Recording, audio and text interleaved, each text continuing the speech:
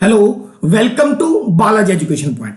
Basically guys, आज का जो वीडियो रहेगा वो वीडियो रहेगा पंजाब के पिछले 6 महीनों के करंट अफेयर की जो हमने सीरीज शुरू करी है उसका पार्ट 2 रहने वाला है। पार्ट 1 के अंदर हम लोगों ने पंजाब स्टेट से जुड़े हुए जनवरी और फरवरी महीने के सबसे महत्वपूर्ण करंट अफेयर को कवर किया था। पार्ट 2 के अंदर हम लोग देखेंगे मार्च एंड अप्रैल महीने से जुड़े हुए पंजाब के सबसे इंपॉर्टेंट करंट अफेयर। पार्ट 3 के अंदर मैं कवर करूंगा मई महीने के सबसे इंपॉर्टेंट करंट अफेयर और पार्ट 4 के अंदर हम लोग कवर करेंगे जून महीने के।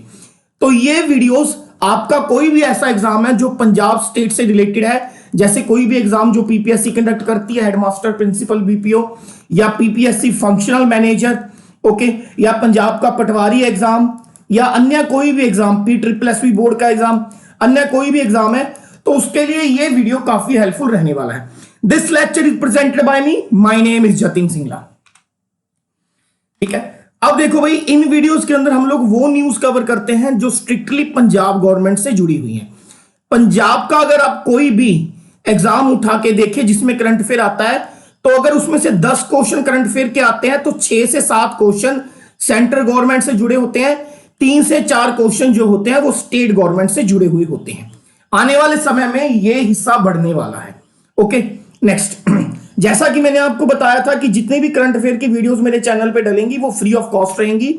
पार्ट 1 और पार्ट 2 दोनों का जो पीडीएफ है वो मैं अपने टेलीग्राम चैनल के ऊपर शेयर करूंगा। ये मेरा टेलीग्राम चैनल है, इसे जरूर ज्वाइन करिएगा। अगर इस लेक्चर के रिगार्डिंग आपका कोई डाउट है तो आप मुझे मेल कर सकते हैं jatinsinghla@gmail.com। फेसबुक के ऊपर मेरा पेज फॉलो कर सकते हैं जतिन सिंगला स्टडी, और इंस्टाग्राम के ऊपर मुझे मैसेज करने के लिए आपको लिंक ढूंढना होगा जतिन सिंगला 10103। ठीक है, लेते हैं आज की पहली न्यूज और सबसे इंपॉर्टेंट। देखिए, इंडिया में पहली बार first Khelo India university games करवाई गई 2020। ये पहला एडिशन है। क्यों इंपॉर्टेंट है? पंजाब के प्रोस्पेक्टिव से भी और सेंट्रल गवर्नमेंट के प्रोस्पेक्टिव से भी। ठीक है, ध्यान से सुनिएगा। भारत में पहली बार first Khelo India university games करवाई गई और ये कंडक्ट करवाई union ministry of youth affairs and sports ने। Union ministry of youth affair and sports के द्वारा ये कंडक्ट करवाई गई। ठीक है, पहला क्वेश्चन तो वही कि इंडिया की पहली first Khelo India universities game कहां पर हुई। तो इंडिया की पहली first Khelo India university games जो है भुवनेश्वर उड़ीसा के अंदर हुई। Very very important.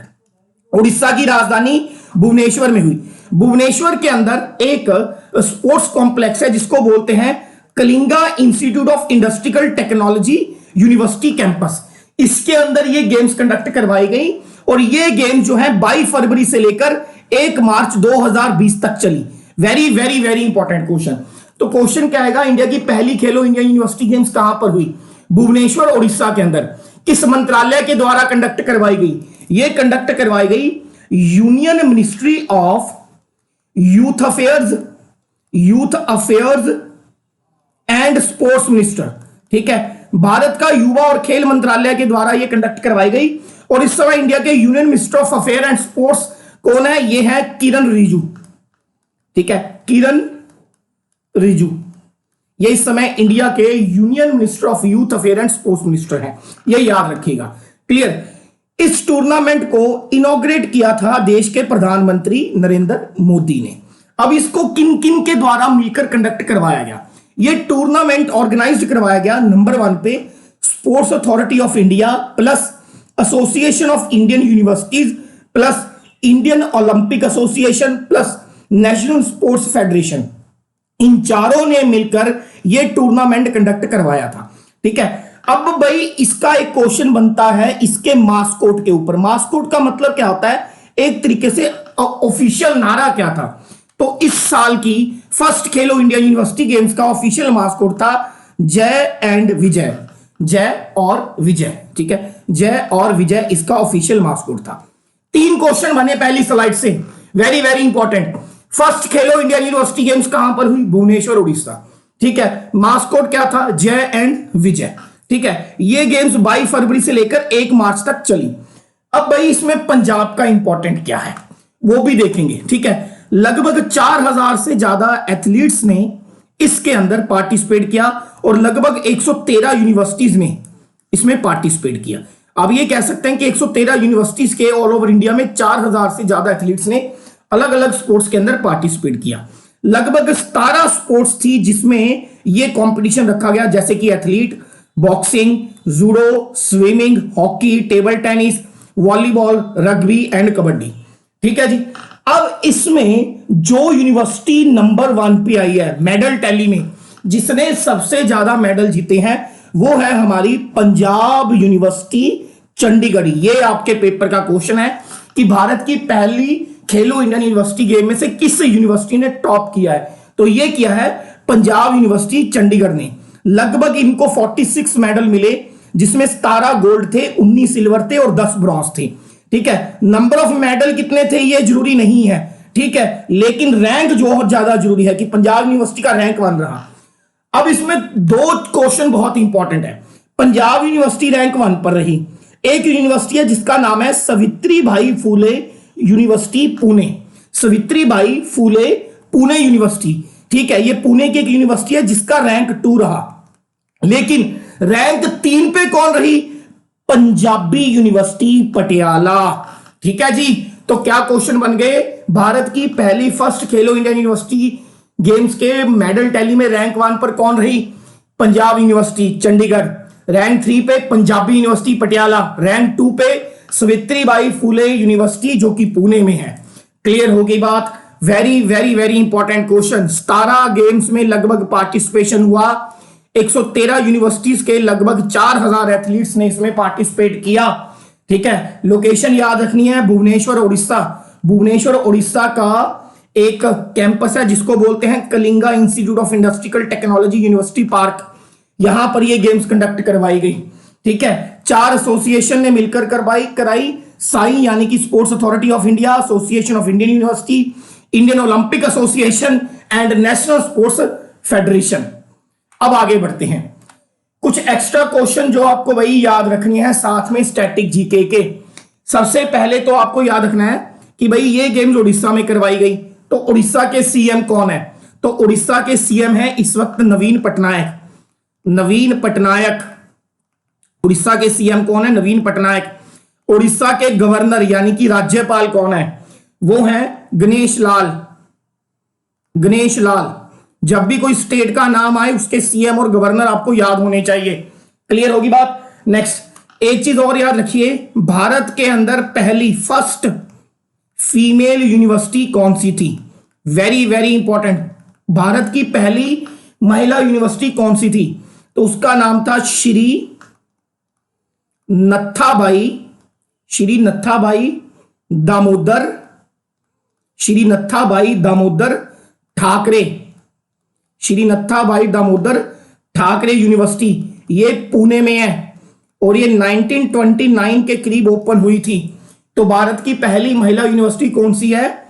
Shri नत्थाबाई Damodar Thackeray university, Pune, 1929 पहली महिला यूनिवर्सिटी। और अगर पूछे भारत की पहली यूनिवर्सिटी जिसमें मेल फीमेल नहीं, बस भारत की पहली यूनिवर्सिटी, तो भारत की पहली यूनिवर्सिटी थी, that is your Calcutta university. Calcutta university Bharat की पहली यूनिवर्सिटी थी, 1857 के करीब ये ओपन हुई थी।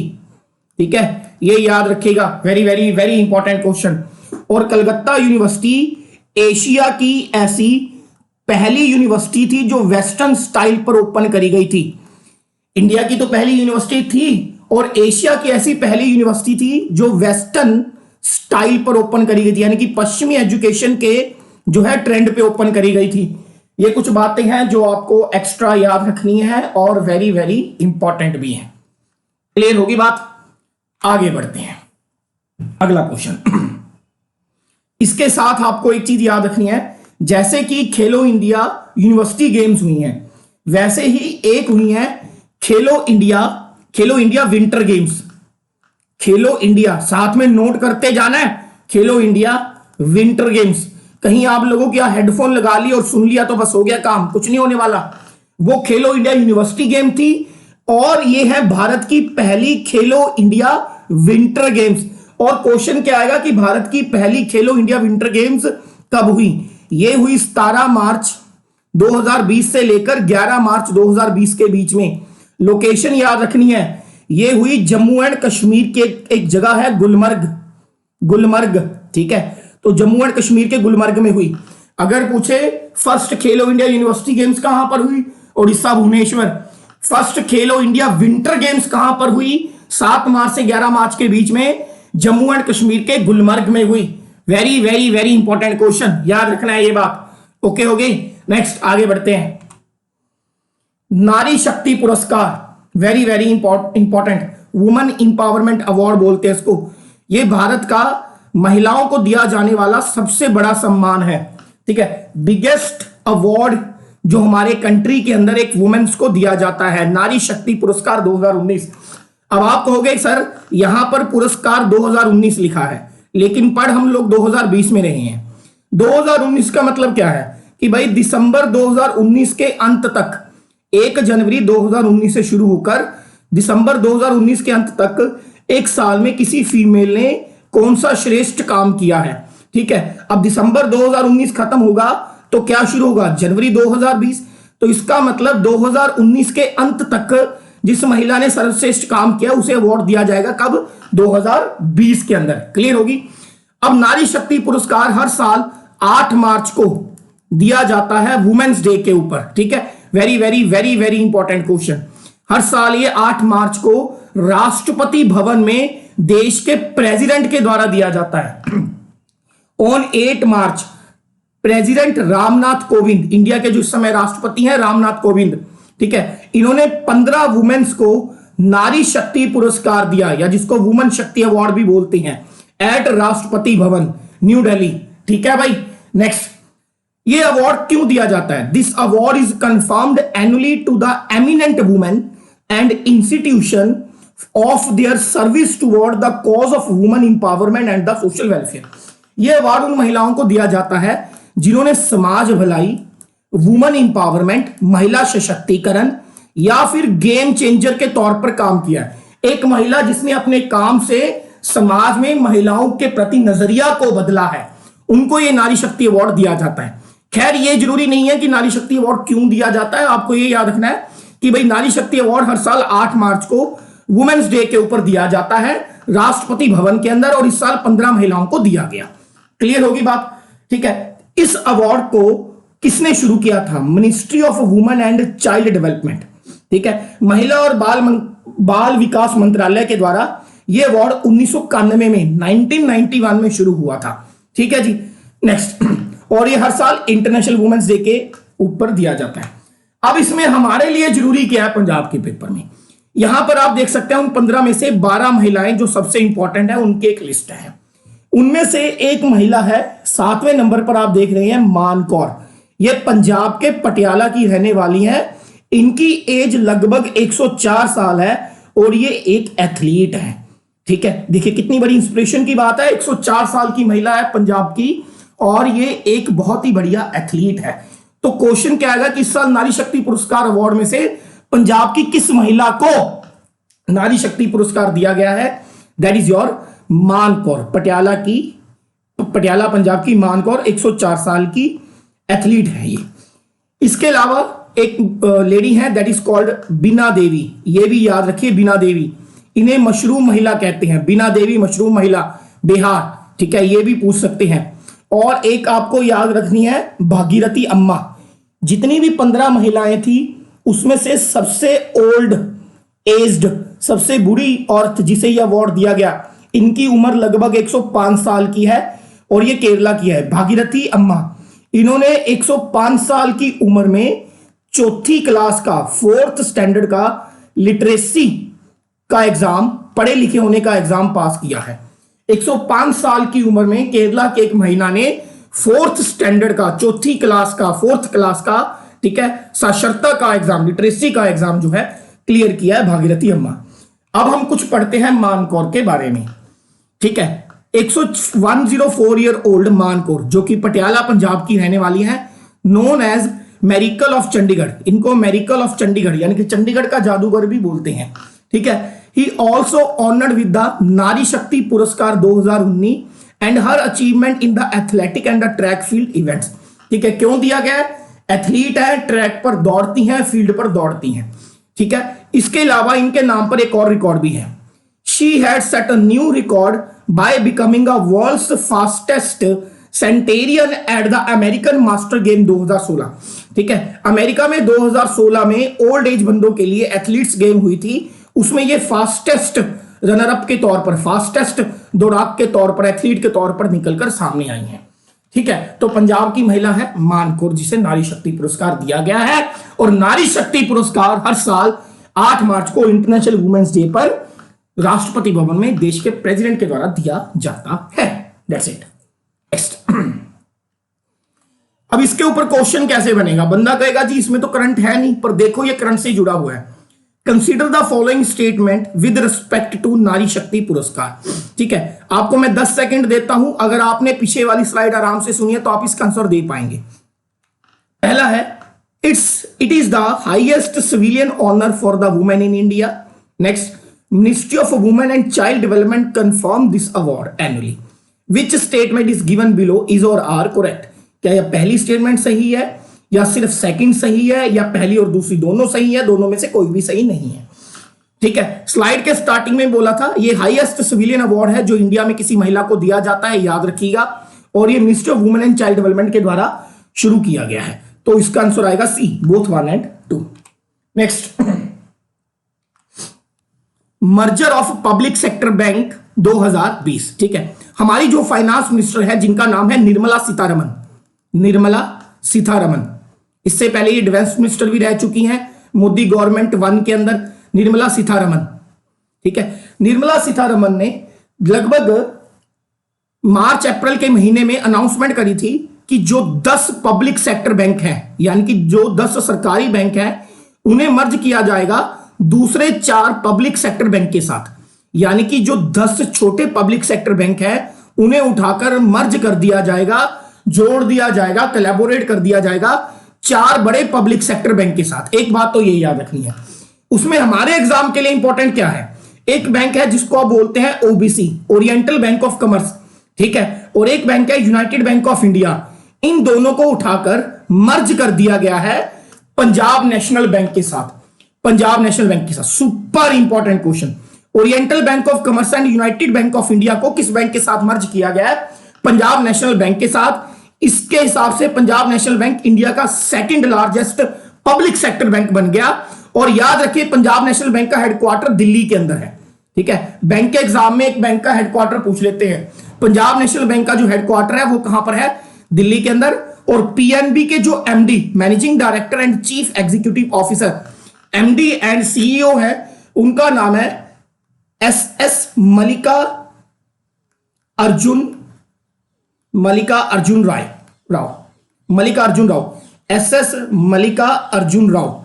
ठीक है, तो बस आपको ये याद रखना है कि oriental bank of commerce and United bank of India को किस बैंक के साथ मर्ज किया गया है?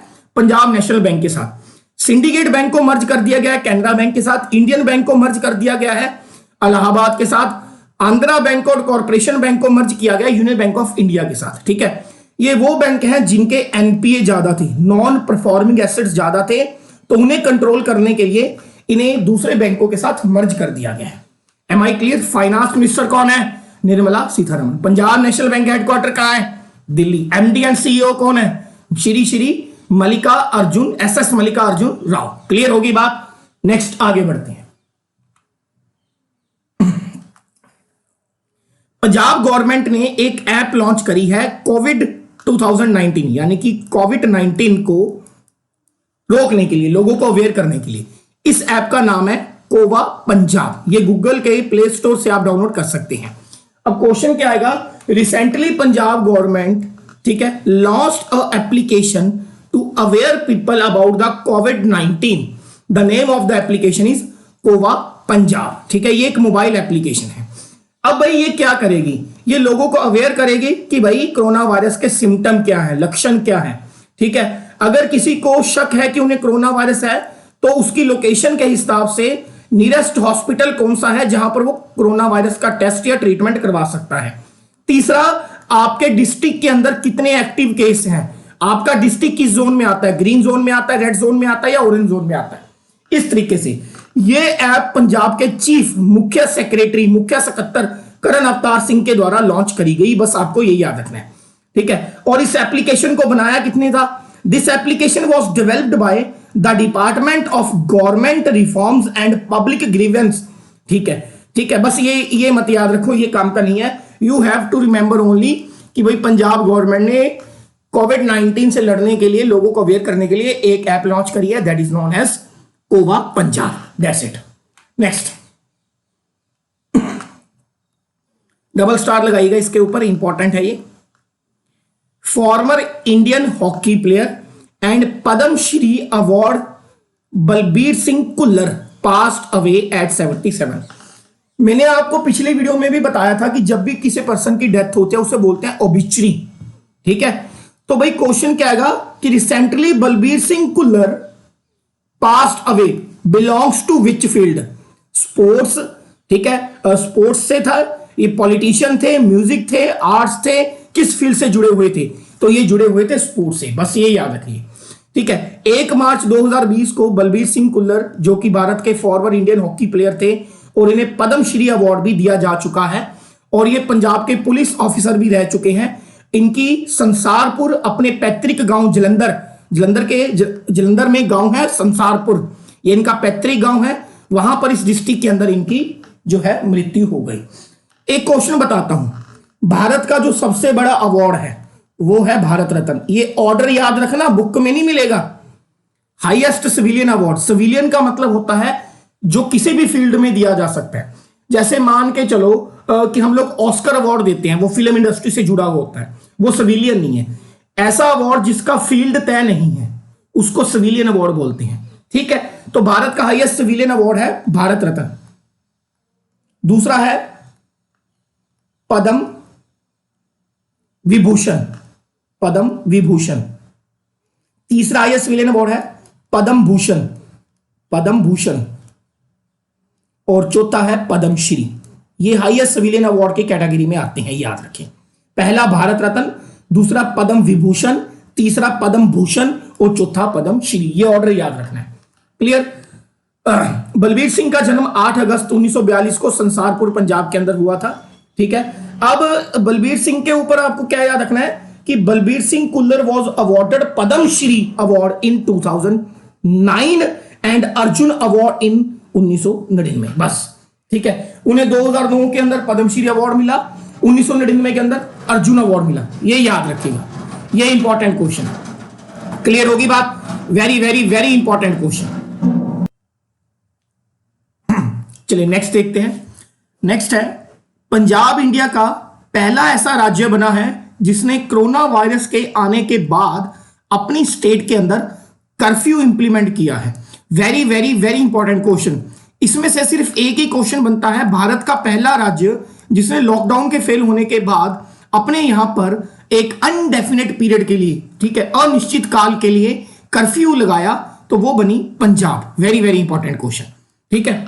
Corona virus outbreak, Punjab become the first state to impose curfew after the lockdown phase on 24th March after the lockdown become ineffective in Punjab Chief Minister Captain Amrinder Singh has ordered a indefinite curfew across the state. With this, it become the first state in the country to take a drastic measure to stop the spread of the corona virus या COVID-19, ठीक है। Basically इसमें सिर्फ एक ही question बनेगा, पंजाब भारत का पहला ऐसा राज्य बना है जिसने 24 मार्च को लॉकडाउन लगाया, लॉकडाउन के फेल होने के बाद, ठीक है। नेक्स्ट, अगली जो न्यूज है बहुत ज्यादा पेचीदा, समझने में काफी टफ और बहुत ज्यादा इंपॉर्टेंट है। खेलो इंडिया के बाद ये दूसरी सबसे इंपॉर्टेंट न्यूज है आज की वीडियो में। उसको समझने से पहले आपको कुछ एक्स्ट्रा चीजें समझनी पड़ेंगी।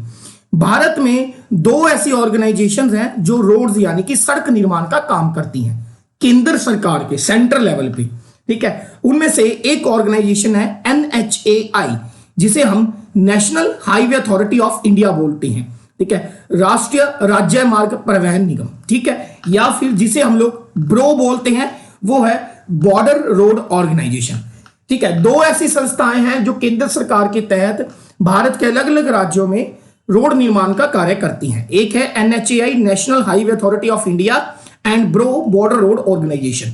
ठीक है।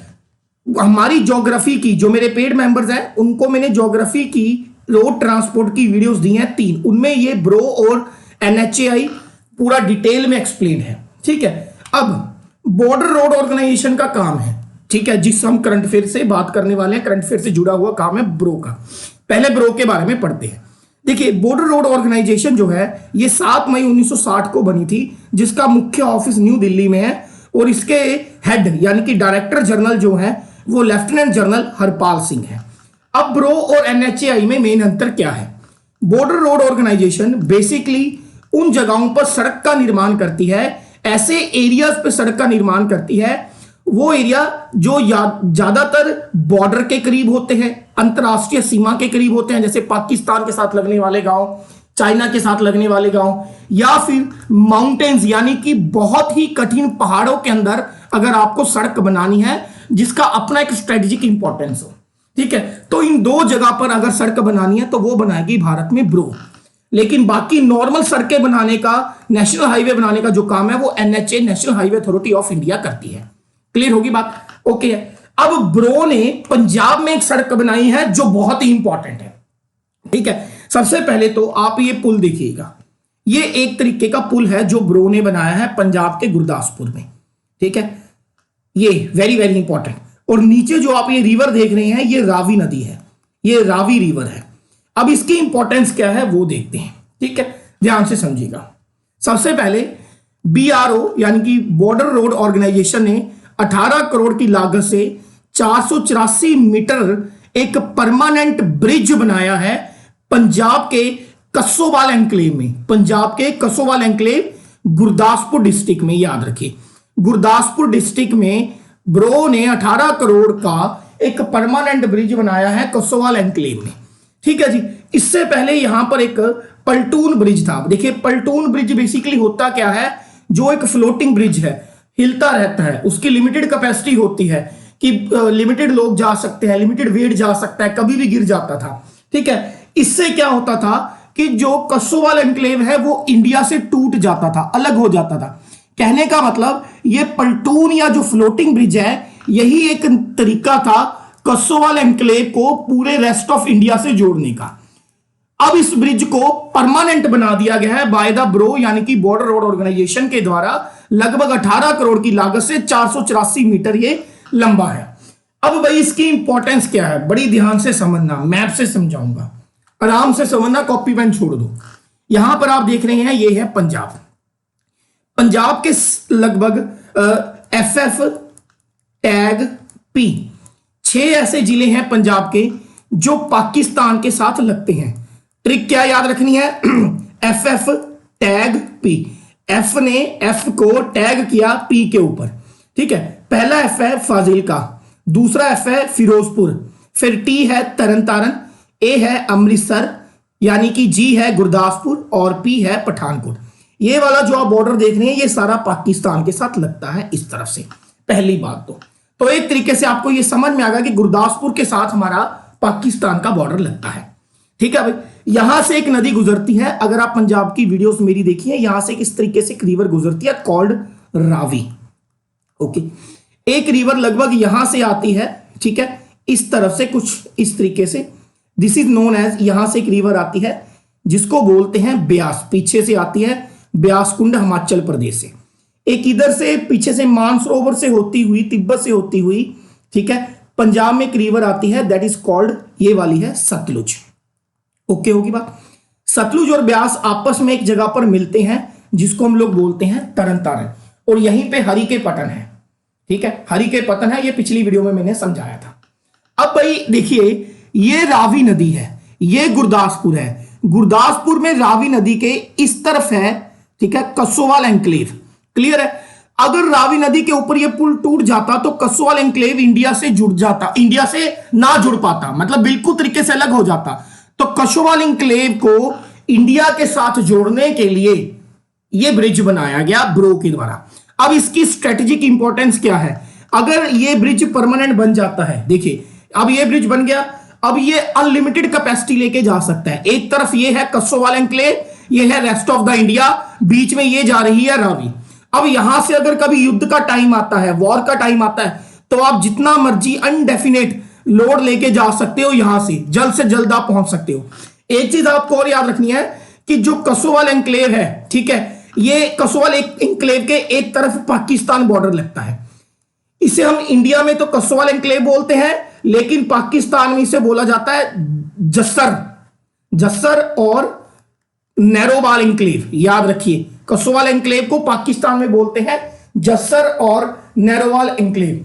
ज्यादातर जो हमारी ब्रो है, बॉर्डर रोड ऑर्गेनाइजेशन, ये ज्यादातर आपको मिलेगी लेह लद्दाख में सड़कें बनाती हुई चाइना बॉर्डर के ऊपर, लेकिन बहुत कम होता है कि ये नॉर्थ इंडिया में सड़कें बनाए। और इस बार इसने सड़क बनाई है गुरदासपुर के कैसोवाल एनक्लेव को इंडिया के साथ जोड़ने के लिए, 18 करोड़ का बजट है। अब भाई एक बात आपको मैं और बताता हूं, प्रोजेक्ट चेतक क्या है, ये याद रखना है। प्रोजेक्ट चेतक क्या है, डबल स्टार लगा लो, ठीक है। कैसोवाल एनक्लेव समझ में आ गया। अब प्रोजेक्ट चेतक क्या है?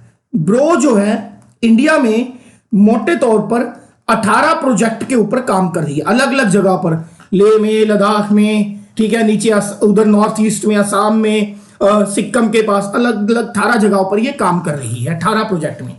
उन प्रोजेक्ट में से एक प्रोजेक्ट है जिसका नाम है प्रोजेक्ट चेतक। अब प्रोजेक्ट चेतक इंपॉर्टेंट क्यों है?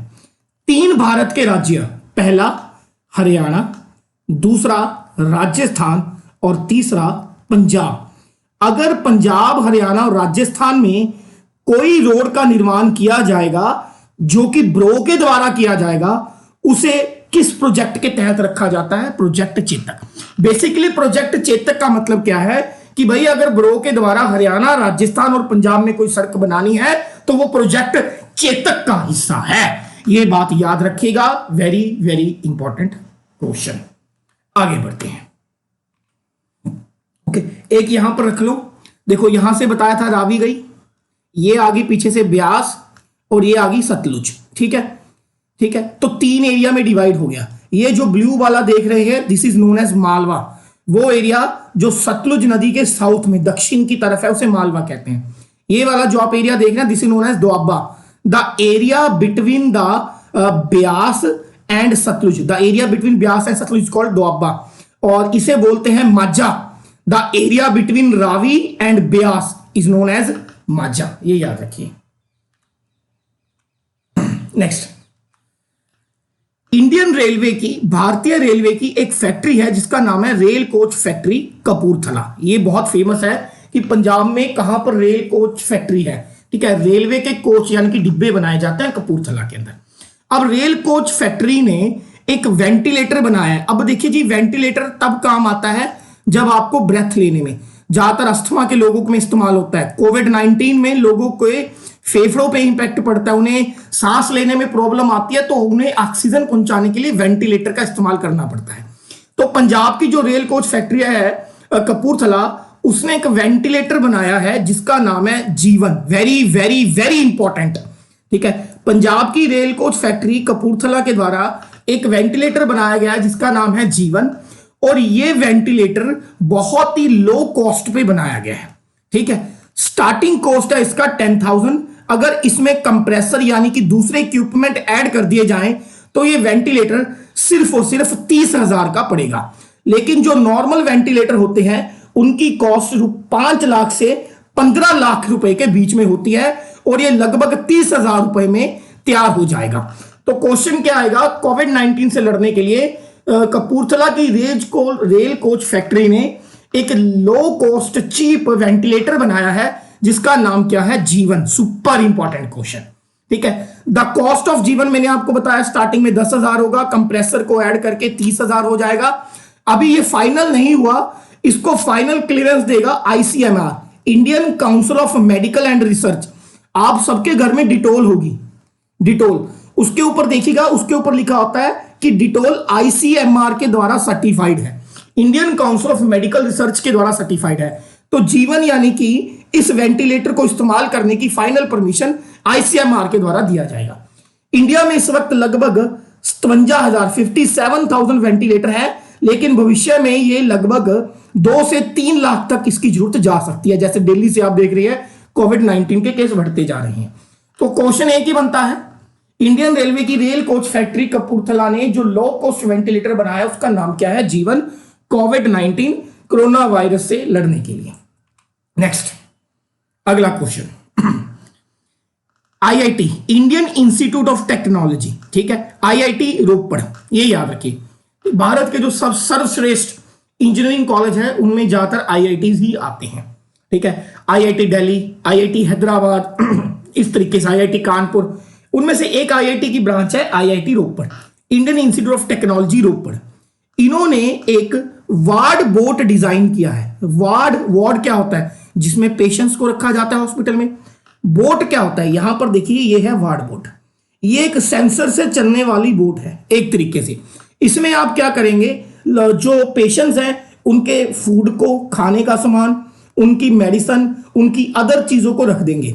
अब आपको पता है कि जो कोविड-19 है ये एक तरीके का ह्यूमन टू ह्यूमन ट्रांसफर होता है।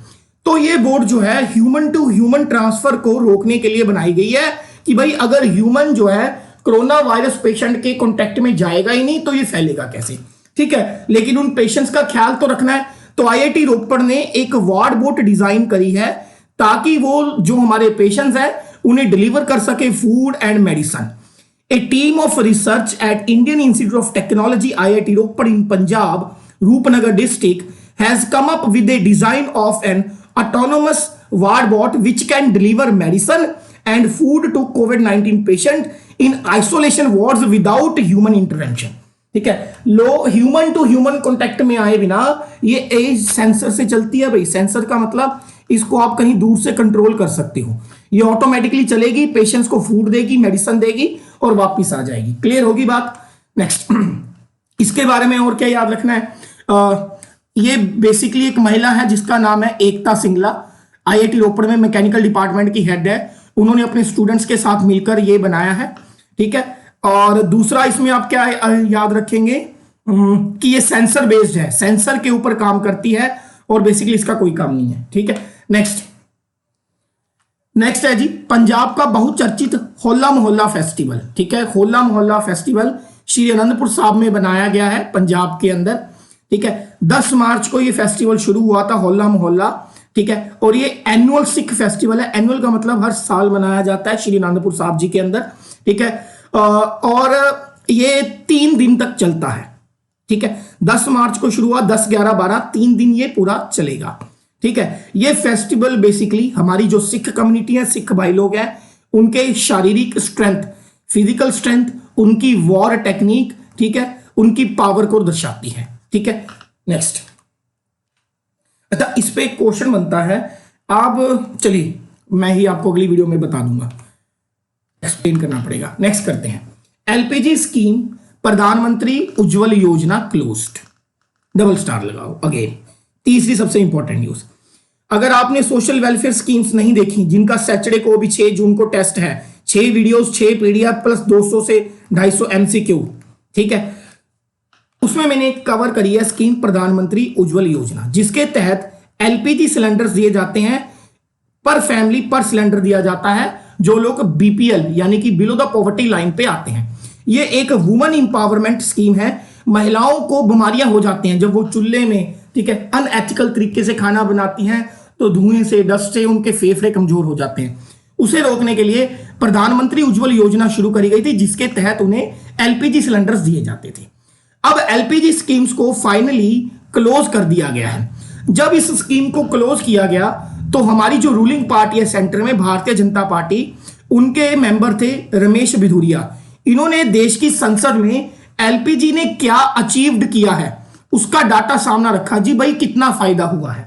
इसके तहत उन्होंने कहा है कि हमने इतने समय से एलपीजी स्कीम चलाई तो सिर्फ 3 ऐसी स्टेट्स हैं और 5 ऐसी यूनियन टेरिटरीज हैं जो किरोसिन फ्री हुई हैं। किरोसिन फ्री का मतलब, पहले क्या करते थे, आप जो है स्टोव के अंदर किरोसिन डालकर जो है ज्यादातर लोग खाना बनाते थे, ठीक है। तो सरकार कहती थी इससे बहुत ज्यादा पोल्यूशन होता है, लोगों के फेफड़े खराब होते हैं, ब्रेथ अस्थमा प्रॉब्लम होती है।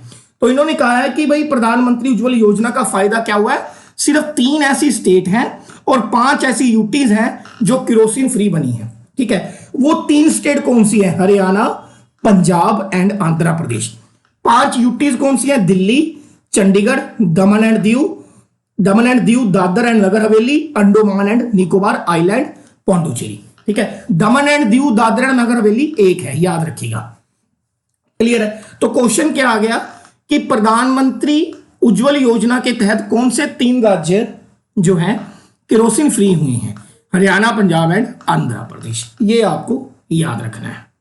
नेक्स्ट, ये स्कीम मेरे अकॉर्डिंग ये वाली जो क्वेश्चन है ज्यादा इंपॉर्टेंट नहीं है, फिर भी मैंने एक बार कवर कर दिया, सुन लो बस। पंजाब गवर्नमेंट ने जो ऑनलाइन सप्लाई ऑफ फूड होती है, ठीक है, एफबीओज क्या होते हैं? एफबीओ फूड बिजनेस ऑपरेटर्स होते हैं जो online food business operator, FBOs food business operators जो ऑनलाइन फूड को सेल करते हैं, उनके ऊपर बैन लगाया है। Punjab prohibits online supply of food from the FBOs not possessing hygiene rating. ऐसे एफबीओ, ऐसे ऑनलाइन फूड बिजनेस ऑपरेटर्स के ऊपर बैन लगाया है जो एक तय किया हुआ मानक पूरा नहीं करते। जैसे कि अगर जैसे आप देखिएगा जब डोमिनोज आप मंगाते हैं तो वो आपको कहते हैं कि सर मैसेज आएगा, रेटिंग कर देना। 5 स्टार में से जिनकी अगर मिनिमम 3 स्टार रेटिंग आती है तो आप ऑनलाइन फूड बेच सकते हैं। अगर आपकी रेटिंग 3 स्टार से कम है तो आप फूड नहीं बेच पाएंगे। बस ये एक तरीके का अनडेफिनेट पीरियड के लिए 1 साल के लिए लगाया गया बैन है। नेक्स्ट, लेजेंडरी, भारत के एक लेजेंडरी हिस्टोरियन है जिनका नाम है अर्जुन देव। वेरी वेरी इंपॉर्टेंट, भारत के एक फेमस इतिहासकार हैं अर्जुन देव। इनका 81 ईयर्स की एज में देहांत हुआ है। ठीक है, इनका जन्म पाकिस्तानी पंजाब, वेस्ट पंजाब में हुआ था। हमारे पास जो पंजाब आया था इंडिया के पास उसे ईस्ट पंजाब कहते हैं, और जो पंजाब पाकिस्तान के पास गया था बंटवारे के बाद उसे वेस्ट पंजाब कहते हैं। ठीक है, 29 मार्च को इनकी डेथ हुई थी। तो सिर्फ क्वेश्चन क्या याद रखना है कि recently the famous Arjan Dev passed away, belongs to which field? He is a historian. इसके अलावा he served as a historian at the national council of education research and training, NCERT के मेंबर थे। आपके पीपीएससी के पेपर में education policy, education के ऊपर बहुत सारे टॉपिक हैं, तो मुझे लगा कि उससे कोरिलेट करके ये क्वेश्चन पूछ सकता है कि रिसेंटली एनसीईआरटी का एक बहुत बड़ा हिस्टोरियन की मृत्यु हुई है, उनका नाम क्या है? अर्जुन देव। इनकी एक बहुत फेमस बुक है जिसका नाम है हिस्ट्री ऑफ द वर्ल्ड, ये याद रखिएगा। The famous book written by the Arjun Dev, history of the world. Next, Padmashri award and former हजूर रागी Bhai Nirmal Singh Khalsa ji passed away at the age of 62। ठीक है, ये याद रखिएगा। पद्मश्री अवार्ड विनर हैं, और इसके अलावा ठीक है हजूर रागी भी हैं। ये इनका नाम है भाई निर्मल सिंह खालसा। 62 साल की उम्र में इनकी मृत्यु हुई है। On April 2, 2020 Bhai Nirmal Singh Khalsa Padmashri award and former हजूरी रागी at the Golden Temple passed away. ये जो हमारा हरमंदिर साहिब है, गोल्डन टेम्पल है अमृतसर के अंदर, वहां पे रागी थे। Passed away at the age of 62 in Amritsar, Punjab. ठीक है, इनका जन्म हुआ था 12 अप्रैल 1952 को फिरोजपुर में, जो कि इंपॉर्टेंट नहीं है। आपको बेसिकली क्वेश्चन याद रखना है कि recently Padmashri award winner Shri Nirmal Singh Khalsa ji passed away, belongs to which field? He was a रागी। ठीक है जी, याद रखिएगा। नेक्स्ट, इन्हें 2019 के अंदर कौन कौन से अवार्ड दिए गए? Nirmal Singh Khalsa ji received Padmashri award in 2009 from the government of India. His contribution of service in the field of arts and he was the first हजूरी रागी टू रिसीव द अवार्ड। ये हरमंदिर साहब के पहले रागी हुए हैं जिन्हें पद्मश्री अवार्ड दिया गया है। Next, Dronacharya award and athlete coach Joginder Singh Saini, या ये आएगा अगर ओबिचुरी से क्वेश्चन आया। द्रोणाचार्य अवार्ड भारत के अंदर जो हमारे कोच होते हैं, जो प्लेयर एक्स्ट्रा ऑर्डिनरी परफॉर्म करते हैं, ठीक है, उनके जो कोच होते हैं पर्सनल, उनको जो अवार्ड दिया जाता है उन्हें बोलते हैं द्रोणाचार्य अवार्ड। भारत के अंदर कोच के फील्ड में दिए जाने वाला सबसे बड़ा अवार्ड है द्रोणाचार्य अवार्ड। तो द्रोणाचार्य अवार्ड विनर और एथलीट के जो कोच थे जोगिंदर सिंह, उनका 90 साल की उम्र में देहांत हो गया है। तो question same, recently Joginder Singh passed away, belongs to which field? Sports, athlete. On 1 March 2020 senior athlete coach and Dronacharya award Joginder Singh Saini who trained some of India's finest track and field stars passed away at the age of 90, और ये पटियाला पंजाब के रहने वाले थे। ठीक है जी, clear है। इनको एक नाम दिया जाता है, he was also known as Saini साहब, सैनी साहब के नाम से इन्हें जाना जाता है। नेक्स्ट, अगर आपको ये वीडियो पसंद आया तो कृपया 2 काम कर दीजिए, चैनल को सब्सक्राइब करिए। अगर कोई ऐसा स्टूडेंट है जो फीस पे नहीं कर सकता, जिसको थोड़ी बहुत हेल्प की जरूरत है, उसको ये वीडियो पहुंचा दीजिए। Till then, thank you so much.